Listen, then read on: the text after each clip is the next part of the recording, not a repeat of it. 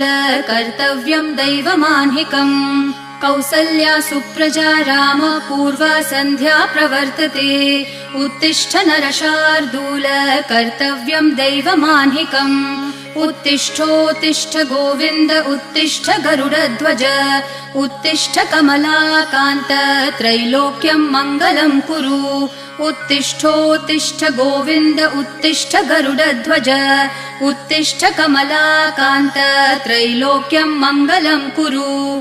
मातः समस्त जगतां मधुकैटभारेः वक्षो विहारिणि मनोहर दिव्यमूर्ते।